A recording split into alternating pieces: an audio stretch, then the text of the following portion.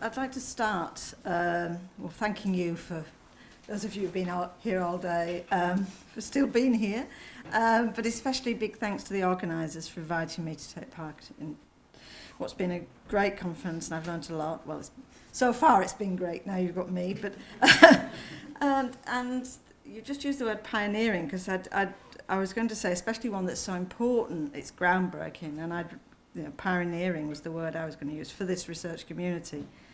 I'm speaking in English, and I'll try not to speak too quickly. If I speed up, just let me know, and I'll try and slow down again. I'm going to talk for about 35-40 minutes, and I'm going to speak from a broad perspective.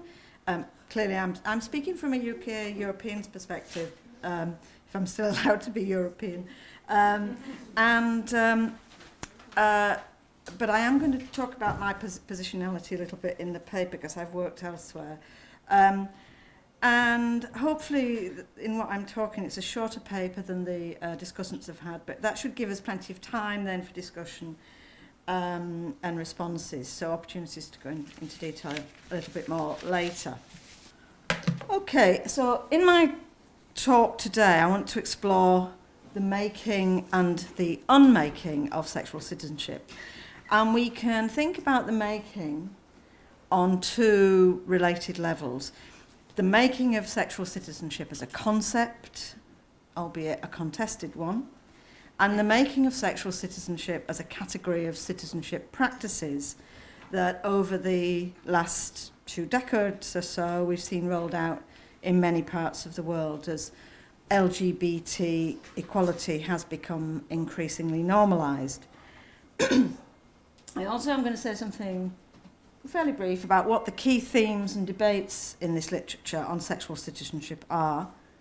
I'm going to then think about, I want to argue for a critical rethink of sexual citizenship, and I want to unsettle ideas about sexual citizenship that we might hold, and ask you to consider how concepts of sexual citizenship, might need to be unmade to advance future research and thinking that's inclusive of diverse sexual and gender lives.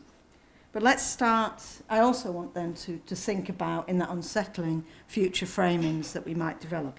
But I'm going to start with the making of sexual citizenship. And I want to put this in some historical perspective, because I know that people here may come from different disciplinary backgrounds or subdisciplinary backgrounds. And I want to locate it and the conversations that we've been having during the day in broader frameworks of the development of social understandings of sexualities. And I'll come back to this in the end. I want to explore how feminist and queer theory, gender studies, and sociological work on sexualities have all played their part in the making of sexual citizenship. And in fact, those books that were read out as part of my work actually span those areas. Now, as you'll know, the study of sexuality is a relatively recent one within the social sciences, and until the first half of the 20th century, it was the essentialist theories of and discourses of biologists, doctors, psychologists, sexologists, even a category of experts labelled that.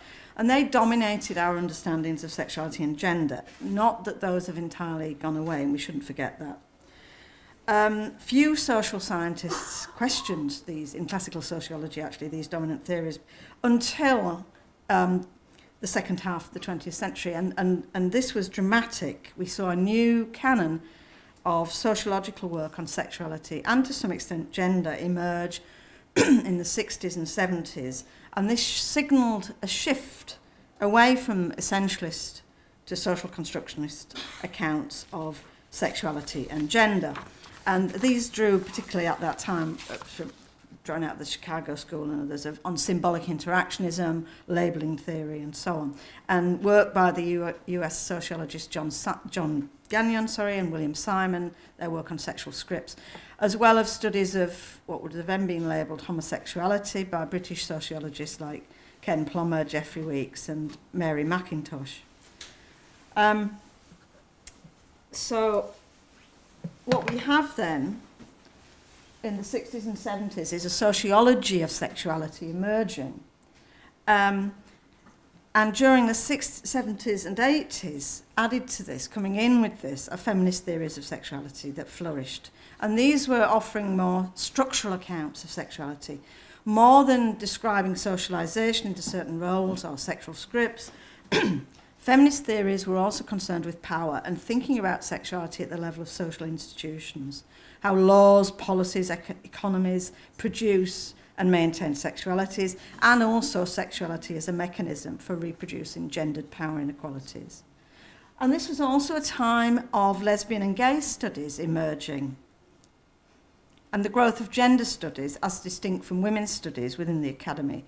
The 80s also saw the global AIDS crisis and the arrival of, well, actually late 70s, of Michel Foucault, whose work marked what's been described as a cultural turn, a postmodern turn, towards theorising sexuality, and very much led to an influence on the rise of queer theory and queer writers. Now, in all of these shifts, and this links to what I'm wanting to do today in thinking about the making of a literature on sexual citizenship, we need to think about how sexuality theory and politics are interconnected, how the theories that we develop and use can frame the ways in which equality issues and citizenship are addressed or not, and how political activism in turn can drive forward social theory. So, to give an example, the late 60s and 70s was a time when women's and gay and lesbian liberation movements were challenging dominant ideas about gender and sexuality, particularly as rooted in nature as universal categories, because they were demanding massive transformations in society. And their politics were supported by and supported in turn social constructionist arguments. And at that time, many feminist sociologists were activists and writing, people like in the UK, Anne Oakley and so on, writing from these perspectives. So fast forward to the 1990s, where we start to see the rise of a new sexual politics alongside queer. That's involved the making of new coalitions under now the LGBT, sometimes LGBTQI acronym, through the process, coalition making through the process of claims making and rights-based politics. It's an acronym that's problematic on many levels, but that said, it's been widely adopted, certainly in Anglophone countries. So you see here a number of features of this politics emerging at different points in the 90s, but one that's become increasingly dominant and has played well. It's a politics that's played well in many countries. A sexual, if you're using the discourse of success in terms of rights advances, let's qualify it. A sexual politics whose aims are more reformist than transformist, seeking social change through demands for access to equal rights of citizenship, formal equality in law. And it has to be said that recognition of same-sex unions, or often called love rights, has taken centre stage. And this is a model of equality that, compared to being proud to be gay, different and gay, consists of being seen, it's equality in similitude, being seen in terms of sameness as ordinary citizens by the state, and hence being treated equally on that basis in the same way. It's a just like you model of equality. It's also about individual, not collective rights. People are deserving citizens regardless of being LGBT. They're national citizens who belong as citizens, as individual citizens, or at least they belong to a particular national imaginary. And this echoes the point made this morning.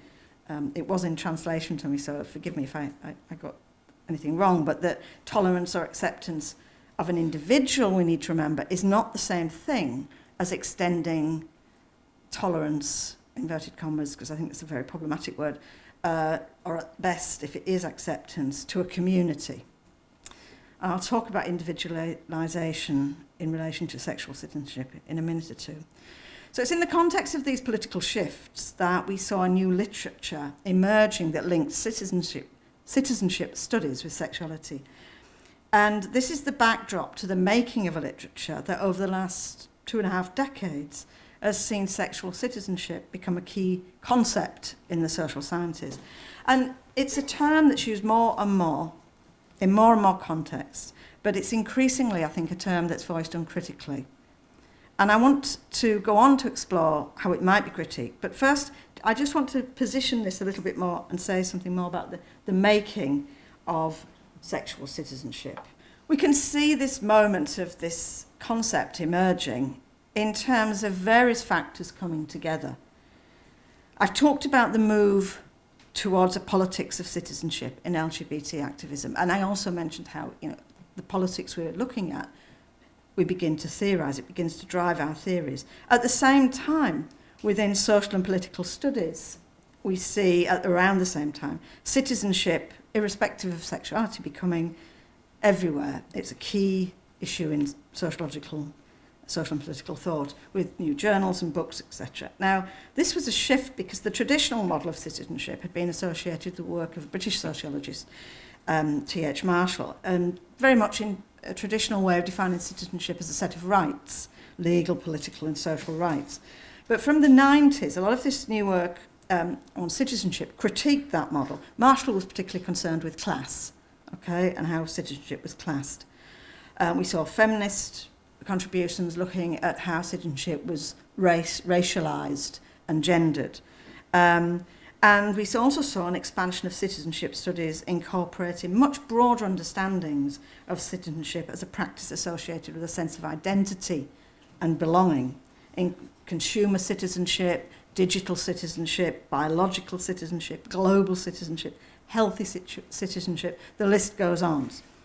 And what's important here is it wasn't just an expansion of topics. What it was a shift in the locus of citizenship studies and moving beyond the traditional focus on participation in the public to include issues typically seen as personal and in private spheres, where sexuality has typically been constructed as located.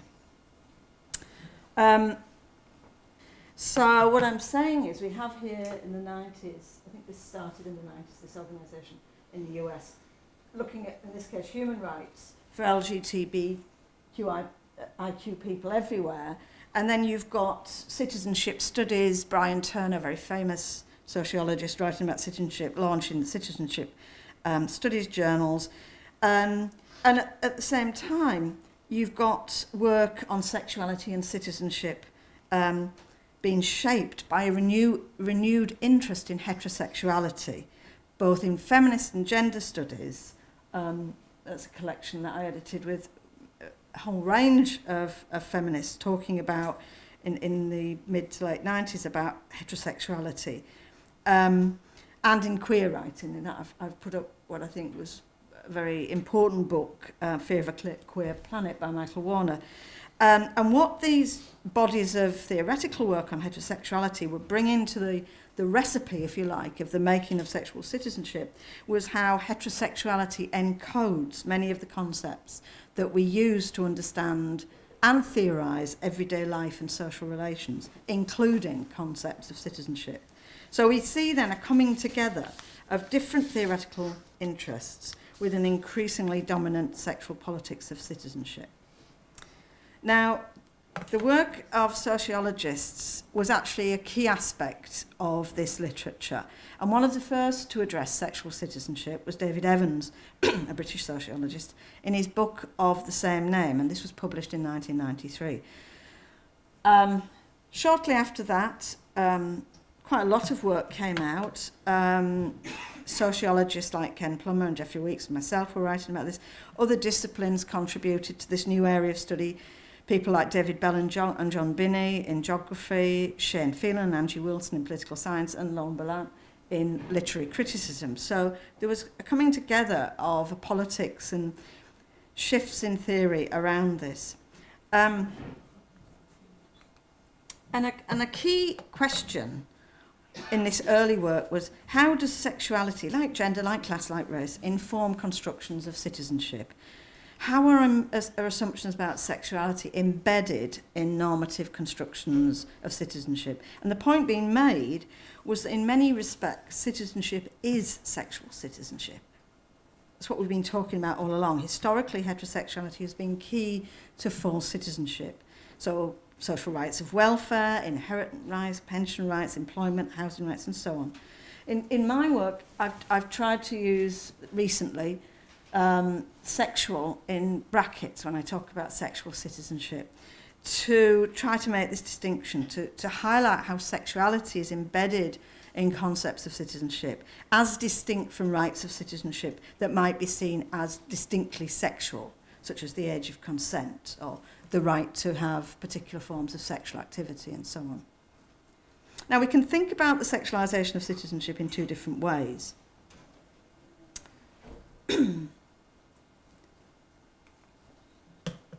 First of all, in terms of who is a sexual citizen, where non-heterosexuals have historically been, at best, second-class citizens with partial citizenship, or in certain respects, non-citizens, and still are in many parts of the world. And initially, the focus was very much on the who of sexual citizenship in this early work, examining how a person's sexual identity affects legitimate claims to citizenship, where here it's the hetero-homo-binary, which is the key marker of that boundary of citizenship. So the universal figure here is not universal. It's been constructed in the heterosexual as well as male, white, able-bodied and so on image. Now, we can also think about the sexualisation of citizenship in terms of the what of sexual citizenship. Ideas about how we should be sexual citizens. And again, heterosexuality has been central to this, but it's never been sufficient. So the good sexual citizen has traditionally been constituted not only as someone who's heterosexual, but also as embodying a particular heteronormative modality. In this case, it's a person's heteronormative or non-heteronormative performativity, as sexual citizens that marks the boundary of inclusion and exclusion in ways that cut across a simple hetero-homo-binary. And we can see this in the shift from a collective exclusion of homosexuals from certain forms of citizenship to a selective one in some parts of the world. But still, we need to look at the last part of the slide.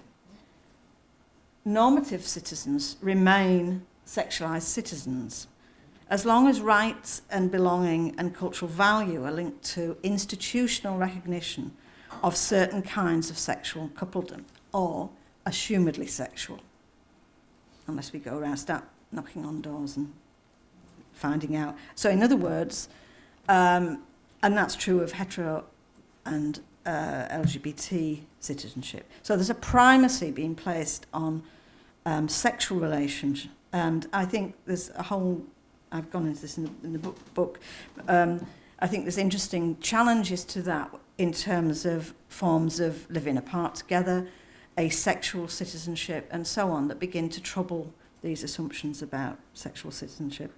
But what this means in practice, in what I'm saying in this slide, is that in addition to limiting LGBT spaces of citizenship, heterosexual citizenships are also bounded through normative assumptions about the how of sexual citizenship, as we've heard earlier, that emphasise love, commitment, marriage, monogamy, responsibility of care as an ideal, albeit an ideal that's highly gendered. So a lot of the work early on in making sexual citizenship can be read as a queering of citizenship, opening up the possibilities of transforming how we think about citizenship more generally. It's shifted a bit. I think there's quite a lot of work from early conceptual and theoretical insights that fed into debates in citizenship studies and social and political theory more broadly. The literature has increasingly focused on analysing rights claims. It's followed the changes that we've seen.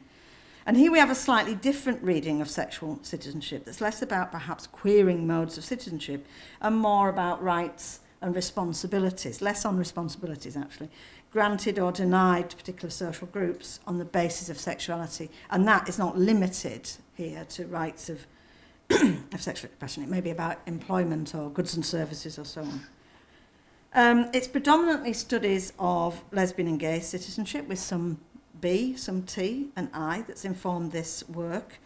And again, as I said, a dominant emphasis has been on relationship-based rights claims.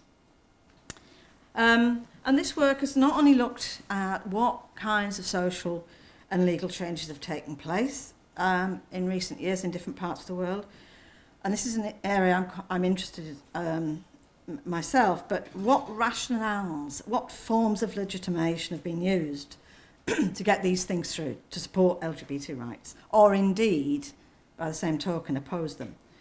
And it's clear, I think it's interesting to see how different rationales resonate differently in different societies. And the UN, for example, message test some of their initiatives under their Free and Equal campaign to see what will sell best, if you like, in different cultural, or play well, should I say, in different in the language, in different cultural contexts. So, what are the main themes, before I go on to suggest newer critiques, what are the main themes and debates associated with this scholarship, and how have they been critical framings? I'm going to say something briefly about each of these, and they can be grouped into four main areas. I won't say very much about the first one, but basically some writers contest the significance attributed to sexuality and claim it's reproduction rather than sexuality that, certainly in the West at least, and Brian Turner advances this. I've been in conferences and debated this with him. The second area is on the problematics of inclusion. This kind of work asks, for instance, how do these new moments of LGBT citizenship function in the reproduction of boundaries of good and bad citizenship, sexual citizenship? Are we witnessing new otherings as well as new belongings? And among LGBT groups, who's marginalised by some of these changes?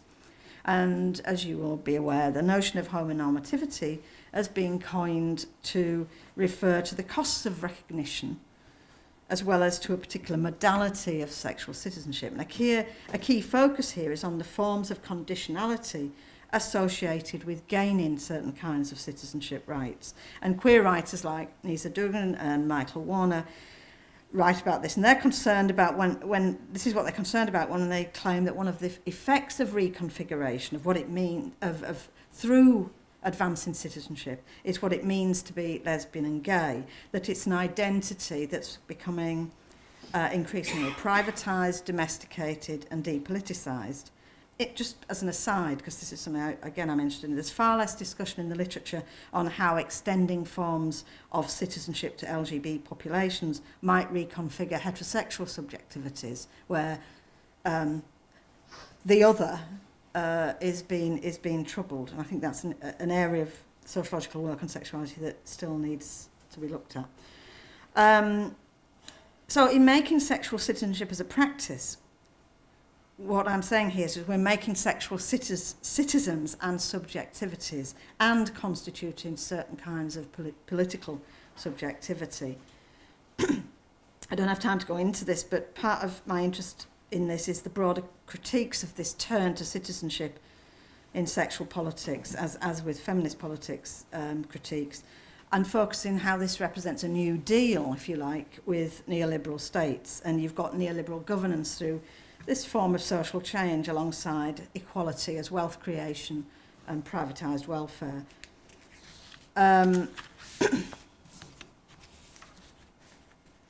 So the fourth area of work I've framed is associated with the relationship between sexuality and nationalisms.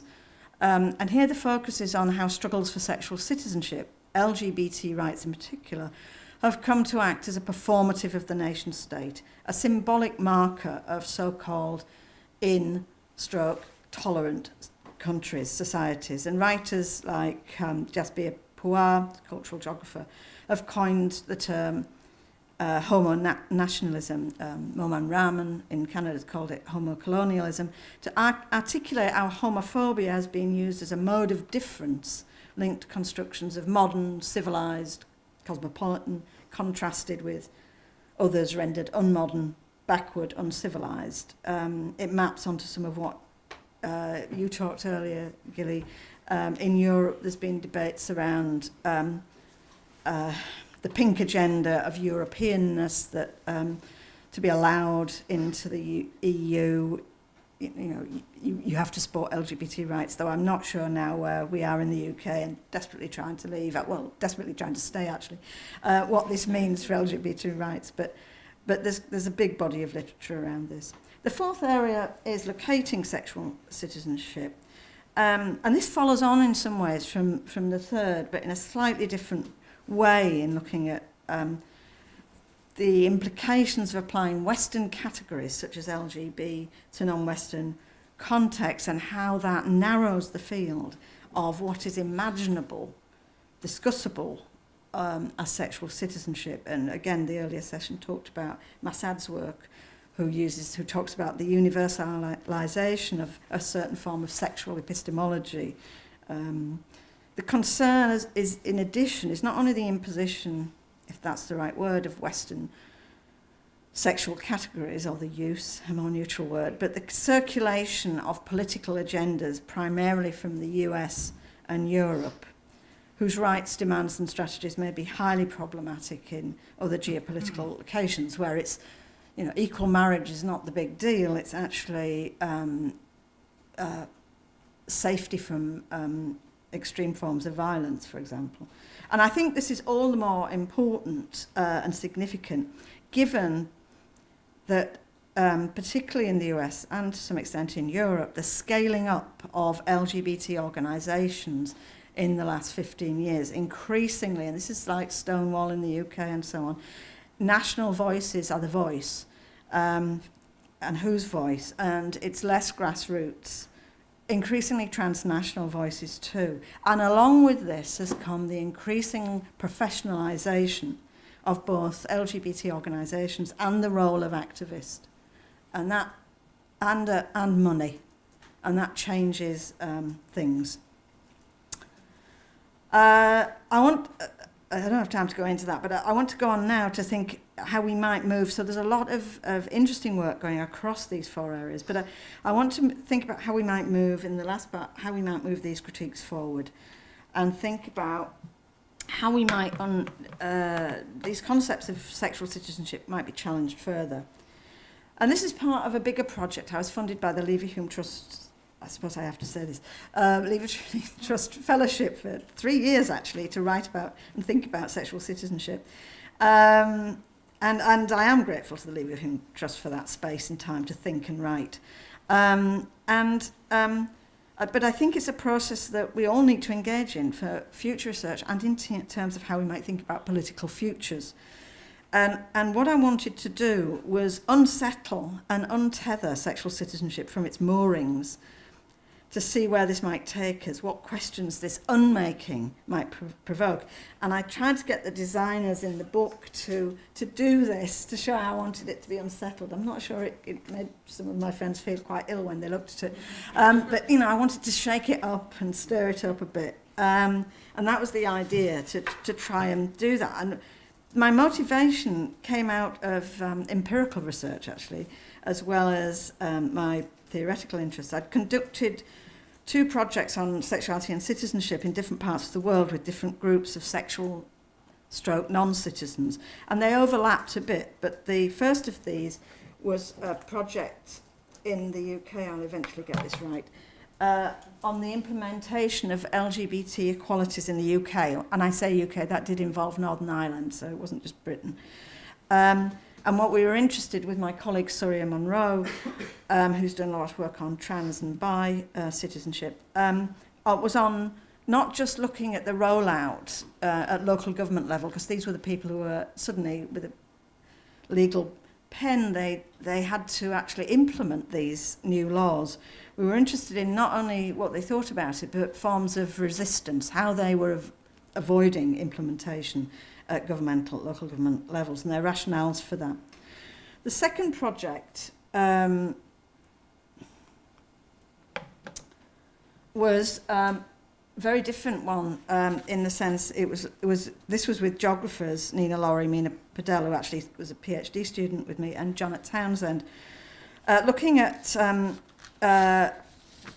post-trafficking in the context of Nepal, citizenship issues for women who had returned from trafficking situations and experienced sexual stigma and were labelled trafficked women, even if they hadn't actually been in brothels, if they were, say, trafficked to the circus. If they'd gone to India, there were geographies of this, they were labelled as sexually trafficked if they crossed the border. And the typical issue would be that they got rejected by their families and communities on returning because they were seen as bringing dishonour and shame to their communities, and were, even if the families initially tried to bring them back home. So among a lot of the questions that doing these two studies, putting them together in conversation with each other threw up for me was, did my Western-centric understandings of sexual citizenship emerging from the work I'd done in the UK and the US translate to understandings of sexuality and citizenship in Nepal? Yes and no. And importantly, very importantly, asking the question vice versa. How did the understandings I'd gained in the Nepal study unsettle and inform how we might think about sexual citizenship? And some of the issues that this led me to consider was how, when I looked at the literature, it had been very over-determined on certain constituencies. And there's a need for it to become multi-themed. A lot of the research is at the nation-state level, although there's a turn to human rights, which is coming in more recently. But we need to think about sexual citizenship as a multi-scalar concept. We need to think about intersectionality and our sexuality, more generally in the sociology of sexuality, but particularly, I think, to recognise issues within the sexual citizenship literature, and some of that's come up today. A lot of it has been on cultural recognition and forms of belonging. I think there's a huge need to remember that sexual citizenship is material, and look at social economic aspects, and look at why we think about this almost like a luxury good that doesn't cost anything, that LGBT issues are cultural. It's about economies, and I think that's a huge area that we need to reclaim, and it is beginning to happen. We need to think about the politics of this and thinking beyond sexual citizenship, and we need to think about the spatiality of this, the territories of sexual citizenship. In the time I've got left, I want to move on and focus on a specific area on territorial framings. What kinds of issues are admitted to its theoretical borders? Who and what is left out? And this is the fundamental basis of this unsettling was examining the limitations of a Euro-North American historical configuration of sexual citizenship. Put it another way, does the concept travel well? And it's not received much attention, and it would be an understatement to claim that there's been little critique of the normative assumptions underpinning theories of sexual citizenship. I want to consider one specific aspect of this. I'll put that down. And that is the focus on individualism. Citizenship, sexual citizenship, as a discourse of individualism and choice, a citizenship of choices. So what versions of sexual citizens do we see constructed in the literature? When we think about sexual citizens, who are we thinking about? An individualisation, which isn't just limited to this literature, which has become a big issue in sociological theory. This is a key issue. The concept of individual choice is a key aspect of Western liberal models of citizenship. And Wendy Brown, the American philosophers, talked about this at length. And we see this carried over into sexual citizenship, which mobilises a particular kind of citizenship subject, an individual, a liberal, atomised subject, where the emphasis is on rights and the right to choose who your partner is, to marry or not, have a civil partnership or not, have a child or not, to engage, the right to engage in sexual activities and so on. So this is a Western-centric focus on a choosing sexual citizen, and that's highly problematic in many ways. I'm just going to pick on 3 examples of that. Limits to choice. It's a highly decontextualised approach to the citizen, and it obscures the kind of structural as well as cultural limitations on our choices. In much of the literature on sexual citizenship, there's a lack of attention to how people's choices, and another way of saying that is access to citizenship, even if they've got formal equality, are limited across inequalities of money, regulated by access to free time, non-obligated time to be able to choose to do things, to pursue choices, as well as by cultural norms, often highly gendered, that govern our freedom of movement, as well as being able to legitimately occupy certain spaces safely, to travel safely, as the early paper pointed out. And I'm not just questioning, I'm not just questioning this because of the Nepal project and questioning the global reach of the construction of this category. I'm also suggesting that it's actually an imaginary in the West as well.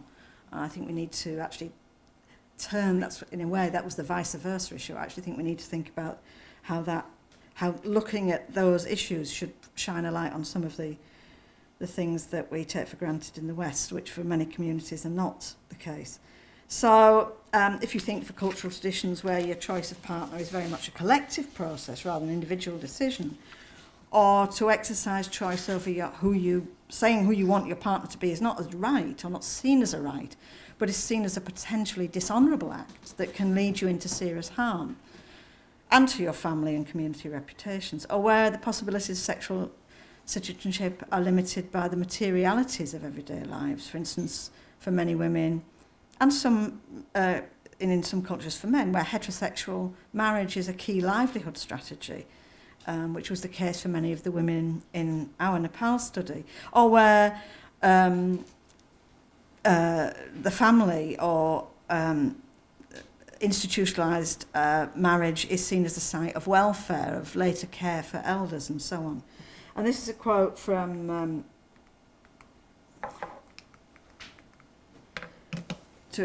one of the women we interviewed, and she said, there was no place I could stay. Wherever I went, I was treated badly.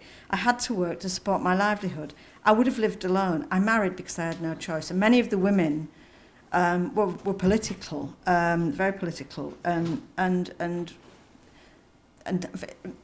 their experience of marriage was generally not great. There was a lot of violence and so on. So it wasn't just about a material issue. There were many other issues, but they very much felt that for them there was enormous pressure, and not just at a personal level, to have a certain kind of sexual citizenship, if you call it that.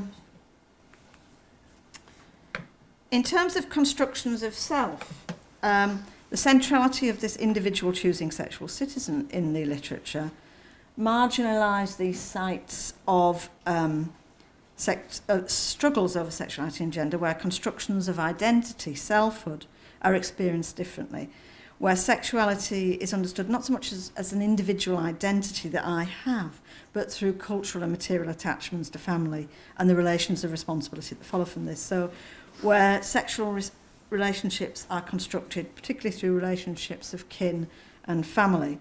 One of my PhD students who passed last week, hurrah, he did his work on nascent gay identities in a particular part of China, Hainan, where a lot of them, as they got older, the men would say, I'm going to have to get married. This body is not my own. In Confucius family logic, I have to give back. Either I have to have children to care for me, but I also have to care for my elders. Similarly, in our study, a Sherpa woman, Maya, said, in our culture, if the eldest daughter, she was the eldest daughter, is unmarried, the rest of the daughters won't find boys for marriage. Therefore, I started getting pressure. Given this situation, I got to get married. The third, so apart from construction of self and locations of citizenship, I want to just finally say something about scales of sexual citizenship. The focus on this individual rights-bearing subject is also problematic, where the focus is primarily on collective rather than individual rights. And what I'm highlighting here is the need for a multi-scalar analysis beyond a primary focus on the relationship between the individual and the nation state, towards thinking about citizenship struggles contested at local and community levels, and this will shift us, I think, to thinking about rights governance through a person's relationship, not just with the state or with international human rights organisations, but through community, through community relationships, through local contexts. This was the case again in the Nepal study, where you don't get citizenship by being born in Nepal. It's conferred when you're 16, not by the state, but by one's kin, typically, although the law's just changed, but in practice, typically a close male relative. So a woman's family and community response, because the community can put pressure on the male relatives, to the sexual stigma attached to being labelled as trafficked, is crucial to her ability to become a citizen. If you don't have citizenship, you can't open a bank account, you can't rent a room, it's very difficult, you're seen as untrustworthy, it's hard to get a job, and so on. And so it can be very, for the sexually stigmatised, it can be very difficult in these models of citizenship. This is one example where Sangeeta says, if the families get to know about it, it automatically makes it difficult for them to get citizenship. People in the village think a trafficked woman shouldn't be given citizenship, which certainly affects their access to citizenship. And the other thing that came out of this, it's not just the citizenship paper and the documentation, which many people don't have anyway because they've lost it and then you have to get another one and so on. But for people who are marginalised, this piece of paper becomes more than a formal legal status. It becomes about a performative of belonging in a wider sense of being seen as trustworthy. So you can rent a room, you can be treated with more respect in that community. So this is some of the unpacking, I think, of some of the ideas about citizenship. Where does it point us? Where does this unmaking point us then in the making of sexual citizenships in the future? I think in future research we need more complex analyses of sexual citizenship that are not limited or over-determined, should I say, to specific communities, struggles, sites and societies. And there are signs we're beginning to see this in a number of publications in the last few years, Journal Sexualities, for example. And we're beginning to see a more careful delineation of the who, the what, and the where. And I think this conference is an exemplar of that, actually, as well. So, that's important, I think, to say. But what's at stake here is, don't want you to go and think, I just am wanting add the global south and stir. That's not what I'm saying. I'm not only debating the utility and applicability of the concept of sexual citizenship to diverse geopolitical cultural contexts. It's about more than this. I'm not simply querying this Western-centric construction of sexual citizenship and the effects it has. In doing this, I'm wanting to underline the fact that sexual citizenship is about social and economic processes and relationships, about social life and social change, and that this focus on individualism in a number of areas contributes and helps to efface the structural conditions and causes of gendered and sexual inequalities.